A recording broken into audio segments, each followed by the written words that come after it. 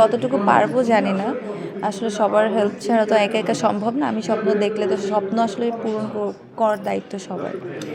তো অবশ্যই স্বপ্ন আছে যে আপুদেরকে আমি অনেক রেসপেক্ট করি, আপুদেরকে আমার অনেক ভালো লাগে সত্যি। তো আমি চাইবো যে তাদের জায়গায় আমি কখনো পৌঁছাই বা হিরোইন হইতে পারবো। কিন্তু মডেলিং ক্যারিয়ার আমার কাছে একরকম, আমার ফিল্মের ক্যারিয়ারটা আমি অন্যভাবে দেখবো অবশ্যই। দুইটা দুইটাই আমার প্যাশনের জায়গা। কারণ মডেল হবো এটা তো স্বপ্ন ছিল না, হিরোইন হবো স্বপ্ন ছিল।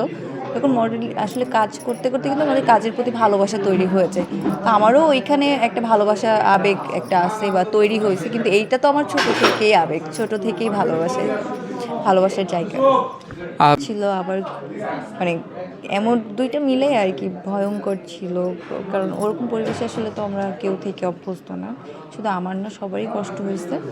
আর মানে ওইখানে থাকে না, আমাদের নিত্য প্রয়োজনীয় কোনো কিছুই নাই, কোনো কিছুই না। আমরা চাইলে একটা কিছু খেতে পারতেছি না, চাইলে কোথাও যেতে পারতেছি না। তো সব কিছু মিলাই আর কি ভালো ছিল এটা শুনে।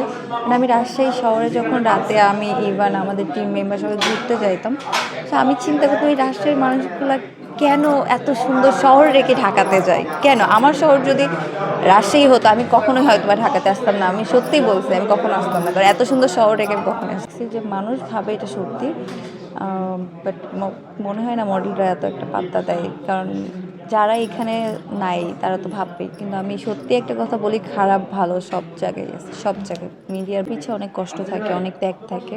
তো সেইটা সে যখন প্রশংসিত হয় দেখতে আসলেই ভালো লাগে, এটা সবারই। আমি মনে করি যে আমার যারা টিম মেম্বার ছিলেন, টিম মেম্বার সবাই আর আমার ব্যক্তিগতভাবে অনেক ভালো লাগছে, কারণ প্রশংসা সবাই আমার পছন্দ করে।